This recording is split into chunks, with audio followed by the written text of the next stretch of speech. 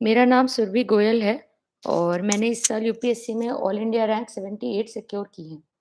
और यहाँ पे मैं कोशिश करूँगी कि मैं आप लोगों के साथ एक लाइव सेशन लेकर आप लोग के डाउट्स को आंसर कर पाऊँ। तो सबसे पहले मैं यूपीएससी टाइम इंडिया को थैंक करना चाहूँगी कि उन्होंने मुझे ये प्लेटफ़ॉर्म प्रोवाइड करा, जहाँ पे मैं आप लोगों के डाउट्स को डिस्कस कर पाऊँ और आप लोग की मदद कर पाऊँ। और मैं थोड़ा-सा शुरुआत में अपने बारे में बता देती हूँ। ये मेरा तीसरा अटेम्प्ट था। इसमें 2 बार पहले मेरा प्रीलिम्स स्टेज क्लियर नहीं हुआ था और उसके बाद ये मेरा जो तीसरा अटेम्प्ट था, इसमें मैंने अपना प्रीलिम्स, मेंस और इंटरव्यू क्लियर किया है।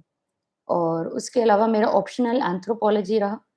और इससे पहले कि मैं आप लोगों के डाउट्स को एड्रेस करना शुरू करूँ, मैं आप लोग को थोड़ी-सी जनरल गाइडेंस देना चाहूँगी। तो आप लोग को क्या करना चाहिए कि आप लोग को हमेशा प्रीलिम्स के से ज़्यादा मेंस की तैयारी अच्छे से करनी चाहिए। मतलब कि पूरा साल प्रीलिम्स की तैयारी में ना लगाते हुए, आप लोग को पूरा साल मेंस की तैयारी पे लगाना चाहिए। तो मेंस की तैयारी में आप सबसे पहले ऑप्शनल कीजिए मेरे ओपिनियन में, और उसके बाद आप लोग अपनी जीएस की तैयारी शुरू कर दीजिए। और साथ में द हिंदू जो है आपका, या जो भी आपको अखबार पसंद है, इंडियन एक्सप्रेस वगैरह, वो आप अपने ऑप्शनल के साथ ही स्टार्ट कर दीजिए। और जीएस में आप सबसे पहले क्या कीजिए, जीएस में आप पॉलिटी और इकोनॉमिक्स पहले करिए, क्योंकि वो जो है आपके न्यूज़पेपर्स में भी लिंक होते हैं, तो न्यूज़पेपर्स आपको अच्छे समझ में आएँगे। और उसके बाद फिर आप लोग क्या कीजिए, जीएस 1 में हिस्ट्री, ज्योग्राफी और बाकी का जीएस 1, फिर जीएस 2, जीएस 3 और जीएस 4 आप पहले भी कर सकते हैं आप चाहें तो। ऐसे आप हर हफ्ते लिखिए, तो इससे क्या होगा कि जब पेपर होने वाला होगा, मतलब प्रीलिम्स के बाद मेंस का, तो आप तब तैयारी नहीं करेंगे मेंस की, आपकी मेंस की तैयारी पहले से हो चुकी होगी। तो फिर आप आगे जाके अटकोगे नहीं किसी स्टेज में।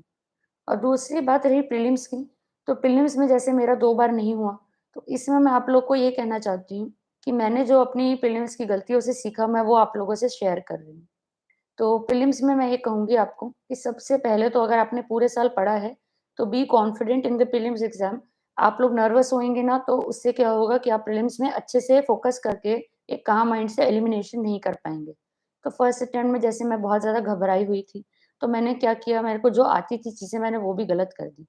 तो आप इस तरीके से मत कीजिए। आप लोग जो हैं एकदम काम माइंड के साथ जाइए और अच्छे से अटेम्प्ट करने की क्वेश्चंस को कोशिश कीजिए। दूसरी चीज़ मैं आप लोग को ये कहूँगी कि आप लोग जो हैं प्रीलिम्स में पह जाने से पहले मॉक टेस्ट जो हैं, दीजिए ऑप्टिमम नंबर कम से कम 30 से 40, और उनमें आप पता करिए कि आप कितने क्वेश्चन अटेम्प्ट करके सबसे ज़्यादा नंबर ला पाते हैं। तो उससे क्या होगा कि आप लोगों का एक माइंडसेट बन जाएगा। ये नहीं कि किसी टॉपर ने कहा कि 95 करो तो आप 95 कर रहे हो। मैंने कहा इतने करो तो आप इतने कर रहे हो। तो आप लोग उतने कीजिए जो आपके लिए बेस्ट रहेंगे। तो वो आपको मॉक देकर पता चलेगा। तो किसी मॉक में आप लोग जो है 80 करिए, किसी में 85, किसी में 90, तो आपको आपके बेस्ट वाले पता चल जाएँगे। और ये आपका प्रीलिम्स का तरीका हो गया। ठीक है? और उसके अलावा मैं आपको ये कहूँगी कि एथिक्स और एस्से को आप प्लीज़ इग्नोर मत कीजिए। मैंने देखा है बहुत सारे स्टूडेंट्स जो हैं, एथिक्स और एस्से को इग्नोर कर देते हैं, वो नहीं करना चाहिए। तो ये मेरी कुछ जनरल एडवाइस थी। अब मैं एक-एक करके आप लोग के डाउट्स देखते हुए ही क्वेश्चन्स को आंसर करूँगी।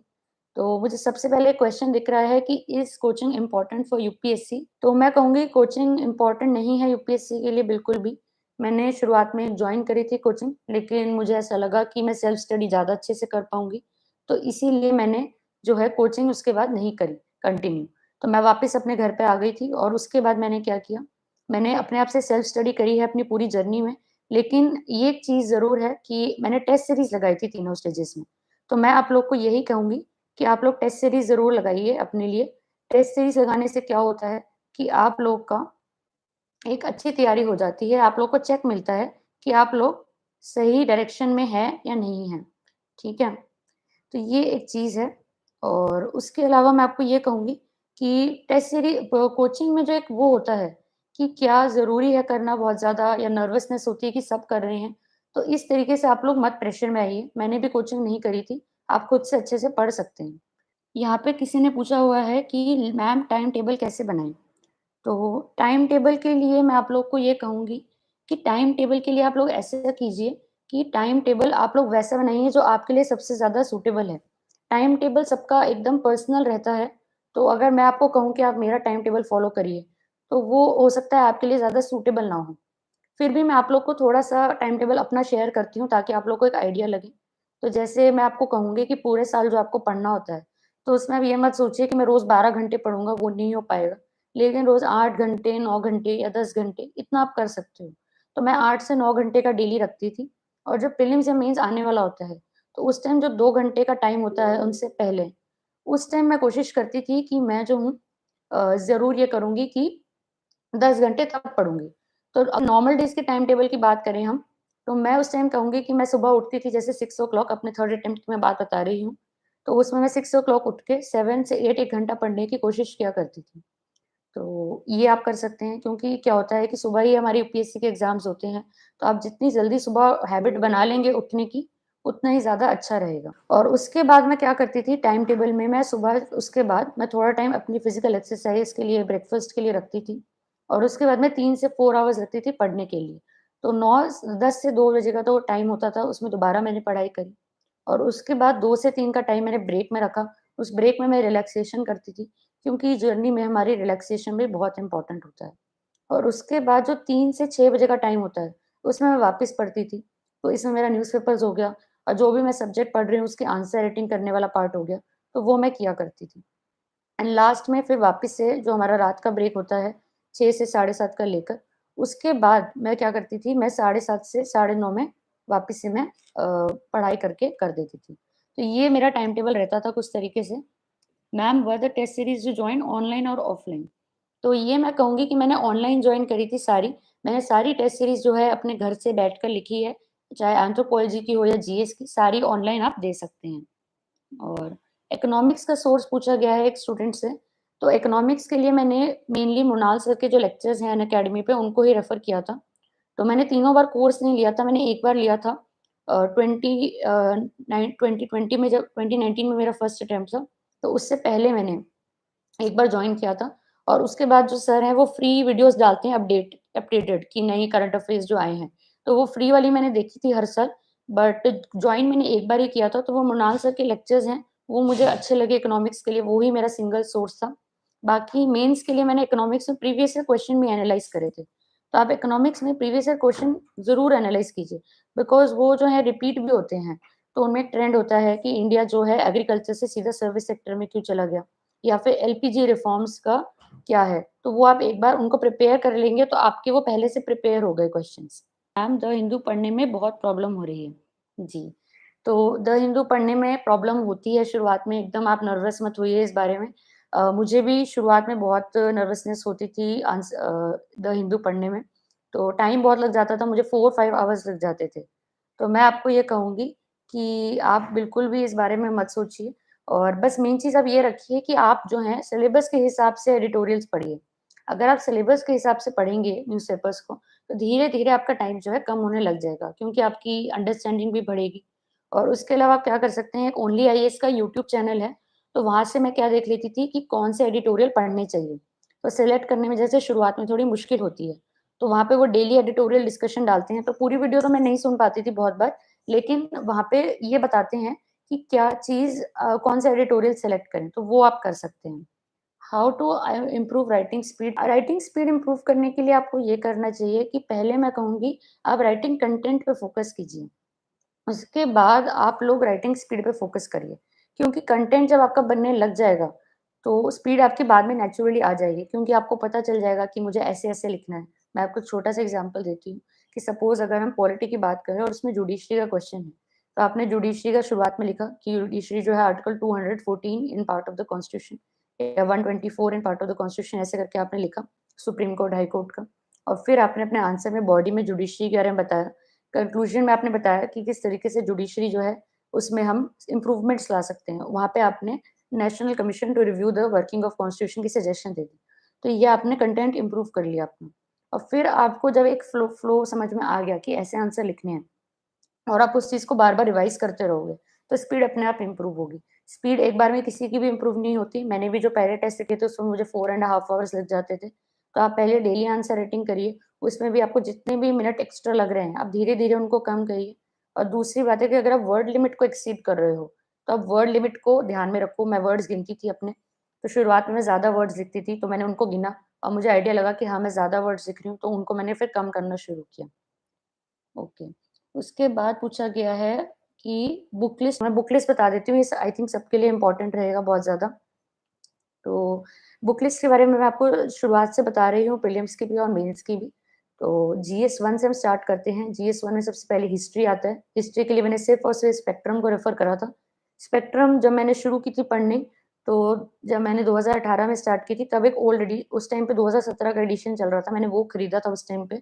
उस टाइम 2018 का एडिशन रिलीज़ नहीं हुआ था, तो वो ही मैंने अपने थ्रू आउट द ईयर पढ़ी है। तो आप जो भी एडिशन पढ़ रहे हैं, वो आप पढ़ सकते हैं, वो ही सही है।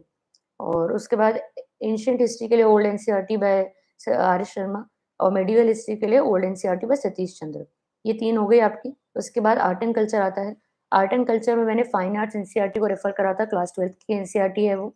और उसके अलावा सीसीईआरटी को मैंने रेफर करा था। सीसीईआरटी आपको कैसे मिलेगा? आप गूगल कीजिए सीसीईआरटी और उसमें परफॉर्मिंग आर्ट्स वाला सेक्शन आता है। वहाँ पे 3 चैप्टर्स है परफॉर्मिंग आर्ट्स, वो मैंने पढ़े थे। और जो इनमें कवर नहीं होता है, फिर वो मैंने नितिन सिंघानिया से कवर किया था बहुत ही कम। नितिन सिंघानिया से मैं आपको कहूँगी कि वहाँ पे भक्ति सूफ़ी मूवमेंट्स का एक अपेंडिक्स है, वो आप ज़रूर पढ़िए। उसकी किताब में वो सबसे अच्छा चैप्टर है मेरे ओपिनियन में। उसके बाद बात करते हैं ज्योग्राफी की। तो ज्योग्राफी में मैंने पढ़ा था एक तो NCERTs class 11th, class 12th की टोटल 4 एनसीईआरटीज़ हैं और जो मृणाल सर का यूट्यूब चैनल है, उस पे रजता अनिल मैम की ज्योग्राफी लेक्चर्स हैं, तो वो अराउंड 100 लेक्चर्स हैं। तो जैसे यहाँ पे किसी स्टूडेंट ने पूछा हुआ है कि मैम बिना कोचिंग के कैसे करा? तो जैसे ये लेक्चर्स मुझे अच्छे लगे समझने के लिए, तो मैंने यहाँ से समझ लिया। तो ऐसे आप कहीं से भी समझ सकते हैं। एक वेबसाइट है पीएमएफआईएस करके, वो भी बहुत अच्छा सोर्स है ज्योग्राफी के लिए। और उसके अलावा अगर हम बात करें वर्ल्ड हिस्ट्री की, तो मृणाल सर की जो वेबसाइट है, mrinal.org, वहाँ पे उन्होंने वर्ल्ड हिस्ट्री के नोट्स दे रखे हैं। मैंने वहीं से कवर किया था वर्ल्ड हिस्ट्री। और अगर हम बात करें पोस्ट इंडिपेंडेंस हिस्ट्री की, तो उसके लिए भी क्लास 12th की आती है एनसीईआरटीज़। सोसाइटी के लिए 2 एनसीईआरटी, क्लास 11th और क्लास 12th की। तो ये आपका जीएस 1 हो गया। जीएस 2 में पॉलिटी के लिए हम सबको पता है लक्ष्मीकांत। और जीएस 2 में उसके अलावा आईईआर के लिए मैंने सिर्फ विज़न का जो मटीरियल आता है, विज़न 365 मेंस की, वो मैंने रेफ़र करी थी। और अगर हम बात करें गवर्नेंस की, तो गवर्नेंस के लिए मैंने सेकंड एआरसी पढ़ी थी। सेकंड एआरसी में कौन-कौन से पढ़नी है, अगर आपको वो देखना है, तो आप मेरे एक बार टेलीग्राम चैनल पे देख सकते हैं। मैंने आज ही शेयर करा है कि कौन-कौन सी एआरसी पढ़नी चाहिए, क्योंकि टोटल 15 है, पर उनमें से हमें सिर्फ 7-8 ही पढ़नी है और वो भी सिर्फ सेलेक्टिवली। और उसके बाद अगर हम बात करें क्या कहते हैं अपनी सोशल जस्टिस की, तो ये जो पूरा जीएस 2 है, ये मैंने शुभ्रा रंजन मैम की 3 बुकलेट्स आती थी जब मैंने शुरू करी थी पढ़ाई। आई थिंक अब वो आनी बंद हो गई है, लेकिन किसी फ़ोटोकॉपी शॉप पे आप देखेंगे, तो वो आपको मिल जाएँगी।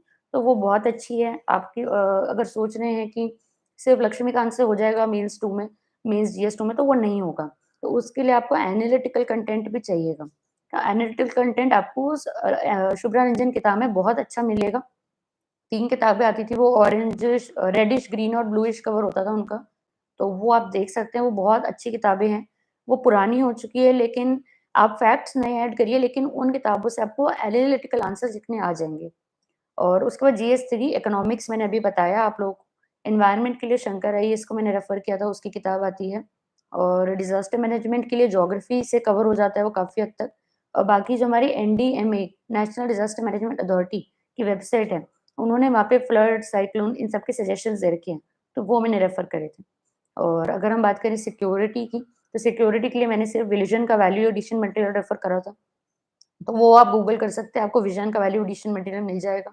साइंस एंड टेक के लिए अगेन मैंने विज़न की मेंस 365 देखी थी। और उसके अलावा अगर हम बात करें एथिक्स की, तो एथिक्स में मैं कहूँगी कि आप लोग क्या कीजिए, सबसे पहले तो मैंने लेक्सिकन पढ़ी थी और विज़न का वैल्यू एडिशन मटेरियल पढ़ा था। इससे आप लोग एक बेसिक अंडरस्टैंडिंग लीजिए। और जब आपकी एक बेसिक अंडरस्टैंडिंग हो गई है, उसके बाद आप लोग क्या कीजिए कि अपनी लाइफ़ से और किसी सिविल सर्वेंट की लाइफ़ से एग्ज़ाम्पल्स ऐड करिए। और केस स्टडीज़ के लिए आप लोग जो है, एक बहुत अच्छी किताब आती है आर राजागोपालन सर की, उसको रेफ़र करिए। उसमें बहुत अच्छे से बताया गया है कि केस स्टडीज़ में आप क्या-क्या ऐड कर सकते हैं, वैल्यू एडिशन कर सकते हैं, सॉल्व कैसे कर सकते हैं। तो वो ही उसमें प्रीवियस ईयर क्वेश्चन में गिवन है, तो वो ये मेरी पूरी बुक लिस्ट रही जीएस के लिए, ठीक है। मैम आप मोटिवेट कैसे रहते थे? मोटिवेशन के लिए मैं आपको कहूँगी कि इसको आप बहुत तरीकों से देख सकते हैं। मोटिवेशन का सबसे अच्छा तरीका ये है कि आप क्या बनना चाहते हैं, आप उसको हमेशा अपने मन में रखें, ठीक है? तो जैसे अगर आप देश के लिए आईएएस या आईएफएस या आईआरएस, आईपीएस जो भी बनना चाहते हैं, तो आप एक तरीके से इतने लोगों की मदद करना चाहते हैं और आपके मन में एक अच्छी चीज़ है, तो उसको आप भूलिए मत। और जब भी आपको लगता है कि पढ़ने का मन नहीं कर रहा, तो आप ये सोचिए कि आप कितनी बड़ी चीज़ करना चाहते हैं। तो उसके लिए आज अगर हम थोड़ी-सी मेहनत कर रहे हैं, तो उसमें कोई भी बुराई नहीं है। दूसरी चीज़ आप ये सोचिए, मैं आपको अपने एक्सपीरियंस से बताती हूँ कि मेरा 2 बार प्रीलिम्स नहीं निकला था। तो जब मेरा 2 बार प्रीलिम्स नहीं निकला था, तो उस टाइम मैं बहुत ज़्यादा डिमोटिवेटेड थी, मैं बहुत ज़्यादा दुःख में थी, क्योंकि जब आपको अपना रोल नंबर नहीं मिलता है, तो वो बहुत ही ज़्यादा खराब फीलिंग होती है। मैं बहुत रोई उस टाइम पे। तो ये बहुत ही मेरे लिए पर्सनल चीज़ थी और मैं उसको जब भी मेरा पढ़ने का मन नहीं होता था, तो मैं उस फीलिंग को दोबारा याद करती थी कि मैंने इतना उस टाइम पे फेस करा बर्डन और मुझे इतना दुःख पहुँचा, तो क्या मैं फेलियर दोबारा फेस करना चाहती हूँ? तो जब भी आपको डिमोटिवेटेड हो, तो आप मेरी ये वाली बात याद रखना कि दोबारा से फेलियर फेस करने से अच्छा है कि हम आज मेहनत कर लें ताकि हमें फ्यूचर में फेलियर ना हो। तो आई थिंक ये बेस्ट तरीका है। और उसके अलावा मोटिवेशन के लिए आप क्या कर सकते हैं, अपने दिन में ही कुछ छोटी-छोटी चीज़ें आप अपनी पसंद की रख सकते हैं। फॉर एग्ज़ाम्पल आपने 8 घंटे का टारगेट बनाया और आपने 4 आवर्स अच्छे से पढ़ लिया। तो इसके बाद आप हाफ एन आवर क्या कर सकते हो, आपने अपनी फ़ेवरेट नॉवल पढ़ ली या आपको अपने फ्रेंड से बात करना पसंद है, आपने वो कर लिया। आपको कोई अच्छी चीज़ खाना पसंद है, आपने वो खा ली। तो जो भी आपको अपना एन्जॉयमेंट का तरीका है, आपको स्पोर्ट्स पसंद है या फिर आपको पार्क में वॉक करना पसंद है, तो इस तरीके से आप डेली बेसिस पे मोटिवेशन बना के रख सकते हैं। Revision and value addition answer writing कैसे करना है मैम? तो इन्होंने एक बार में 3 क्वेश्चन्स पूछे हैं और सबसे पहले रिविज़न की मैं बात करूँ अगर तो, रिविज़न में मैं आपको ये कहूँगी कि आप लोग क्या कीजिए कि जो आप सपोज़ आप प्रीलिम्स के टाइम पे हैं और प्रीलिम्स के टाइम आप रिविज़न कर रहे हैं, क्योंकि शुरुआत में तो आप लोग पूरे साल कवर करेंगे सिलेबस को और जब आप टेस्ट दें सपोज़ आपने पूरे साल में टेस्ट देने हैं आपको, तो आपने पॉलिटी पढ़ा, आपने पॉलिटी का टेस्ट दिया, तो उससे पहले आपने एक बार पॉलिटी रिवाइज़ कर लिया। और उसके बाद आप क्या कर सकते हैं कि जब आप प्रीलिम्स से 2-3 महीने पहले प्रीलिम्स की रिवीजन शुरू करेंगे, तो जैसे आज आपने पॉलिटी की रिवीजन शुरू करी, तो उसके बाद आप क्या कीजिए, फिर आपने हिस्ट्री पढ़ने लग गए आप, तो उस टाइम पे आप लोग क्या कीजिए कि रात में 1 घंटा या सुबह 1-2 घंटे आपने मेन-मेन पॉलिटी की चीज़ें रिकॉल कर ली। ये एक तरीका होता है, ये मैं करती थी। या दूसरा आप क्या कर सकते हैं, आप 1 हफ्ते में 1 दिन बुक कर दो, ये मेरा रिवीजन डे है। तो वो आप क्या कर सकते हैं, उस दिन आप कि हिस्ट्री पढ़ रहा हूँ मैं 6 दिन, लेकिन जो 7th डे उस दिन मैंने पॉलिटी की रिवीजन कर ली। और जब नेक्स्ट वीक आप ज्योग्राफी पढ़ रहे हो तो उस दिन संडे वाले दिन आपने हिस्ट्री को रिवाइज़ कर लिया। या फिर आप डेली बेसिस पे थोड़ा-थोड़ा करके रिवाइज़ कर सकते हो। सिमिलरली आप मेंस के टाइम पे कीजिए, मेंस के टाइम थोड़ा-सा ज़्यादा टफ होता है क्योंकि सिलेबस ज़्यादा होता है। लेकिन मेंस में भी आप यही कीजिए कि आपने पहले जीएस 1 पूरा पढ़ लिया, तो जब जीएस 2 पढ़ रहे हैं तब या फिर पहले आप ये कीजिए कि जीएस 1 जब आपने पूरा पढ़ लिया, तब जीएस 1 का टेस्ट लिखने से पहले मेन-मेन चीज़ रिवाइज़ कर ली, ये करिए आप, ये बहुत अच्छा तरीका है, ये मैं करती थी। और उसके बाद जब जीएस 2 आप पढ़ रहे हैं या ऑप्शनल पढ़ रहे हैं, तब उसमें थोड़ा-थोड़ा टाइम, रोज़ 2-2 घंटे आप पुरानी वाली चीज़ को रिवाइज़ करते रहिए, ठीक है? नोट्स कैसे बनाएँ? तो ये बहुत ही इम्पोर्टेंट सवाल है, नोट्स कैसे बनाएँ? मैं बताती हूँ सबसे पहले कि नोट्स बनाना इम्पोर्टेंट क्यों होता है? क्योंकि आप जब नोट्स बनाएँगे, तो आपको पता चलेगा कि आपकी रिविज़न बहुत ज़्यादा क्विकली हो रही है। तो मेन-मेन सब्जेक्ट के ज़रूर बनाइए, जैसे हिस्ट्री, पॉलिटी, ज्योग्राफी, इनके ज़रूर बनाइए, इनकी आपकी रिविज़न बहुत क्विक होगी। क्योंकि पॉलिटी में मतलब मुझे ऐसा सुनने में आया था कि लक्ष्मीकांत के नोट्स नहीं बनाते हैं लोग, लेकिन मैंने बनाए ज़रूर क्योंकि फर्स्ट अटेम्प्ट में क्या हुआ मेरे साथ कि मैंने पॉलिटी के कुछ चैप्टर्स के नोट्स बनाए थे और फिर कुछ के नहीं बनाए थे। तो जिनके बनाए थे वो बहुत जल्दी रिवाइज़ हो गए और जिनके नहीं बनाए थे उनमें बहुत टाइम लगा। तो मैंने सेकंड अटेम्प्ट में डिसाइड करा कि मैं सबके नोट्स ज़रूर बनाऊँगी पॉलिटी, हिस्ट्री में। और नोट्स बनाने के लिए आप क्या कीजिए, पॉलिटी, हिस्ट्री जैसे सब्जेक्ट्स में आप एटलीस्ट उसको 2 से 3 रीडिंग्स दीजिए। जब आप 2 से 3 रीडिंग्स दे देंगे तो आपको एक अंडरस्टैंडिंग बनेगी उस सब्जेक्ट की, तो आप उसके अच्छे नोट्स बना पाएँगे, उसको क्रिस्प फॉर्म में बना पाएँगे। फॉर एग्ज़ाम्पल पॉलिटी में नोट्स बनाते समय आप आर्टिकल नंबर ज़रूर मेंशन करो शुरुआत में कि president article 53 in part 5 of the constitution. आप ज्योग्राफी के नोट्स बना रहे हो तो आप मैप ज़रूर बनाओ, ठीक है? और फ्लो चार्ट्स बनाइए आप पॉलिटी में, ज्योग्राफी, हिस्ट्री में। हिस्ट्री में कॉजेज़ होते हैं, 1857 का रिवोल्ट क्यों हुआ? तो आपने एक कॉजेज़ बनाए, वहाँ पे आपने हिस्टोरिकल रीज़न लिख दिए, फिर पॉलिटिकल रीज़न, इकोनॉमिक रीज़न, इस तरीके से आपका एक फ्लो चार्ट बन जाएगा। तो अपने नोट्स में ही आप ये बनाएँगे जब, तो इससे आपकी जल्दी रिवीज़न भी होगी और आपकी आंसर राइटिंग भी पहले से ही अपने आप अच्छी हो जाएगी। दूसरी चीज़ मैं आपको ये कहूँगी कि जो आपका ये नोट्स बनाने का है, तो कुछ सब्जेक्ट कम इम्पोर्टेंट होते हैं, जैसे कि वर्ल्ड हिस्ट्री, सोसाइटी, तो इनमें आप एक रीडिंग करके भी नोट्स बना सकते हैं। Okay. How to start answer writing? तो यहाँ पे मैं ये कहूँगी कि आप आंसर राइटिंग के लिए क्या कीजिए कि सबसे पहले आप अपना एक सब्जेक्ट पकड़िए और उसको पढ़िए। और जब आप उस सब्जेक्ट को पढ़ लिए, सपोज़ आपने हिस्ट्री पढ़ा और आपने हिस्ट्री में रिवोल्ट ऑफ 1857 पढ़ा, तो फिर आप क्या करिए, उसका प्रीवियस ईयर क्वेश्चन सर्च करिए और वहाँ पे आपको क्या मिलेगा कि यूपीएससी ने अभी तक उस पे 3-4 क्वेश्चन पूछे हुए हैं। तो वहाँ पे आप लोग ये करके 3-4 क्वेश्चन लिख दीजिए कि ये 1857 का आपने रिवोल्ट पढ़ा है, तो मैं उसके आज आंसर लिखूँगा। तो ये फर्स्ट चीज़ है कि आप बिना पढ़े मत आंसर राइटिंग करिए और जब आपने वो टॉपिक पढ़ लिया, उसके बाद आप उसका प्रीवियस ईयर क्वेश्चन निकाल कर उसकी आंसर राइटिंग करो।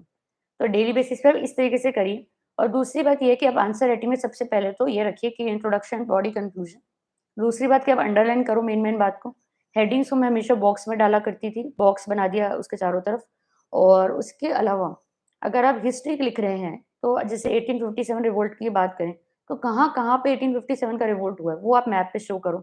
ज्योग्राफी की बात कर रहे हैं, तो ड्रॉट कहाँ-कहाँ पे आती है, फ्लड्स कहाँ-कहाँ पे आते हैं, ये शो करिए, है ना? अगर जो इकोनॉमिक्स की बात कर रहे हैं, तो आप जीडीपी का मैप बना सकते हैं कि हमारा जीडीपी वी शेप में है, ठीक है? तो ये इस तरीके से आप कर सकते हैं।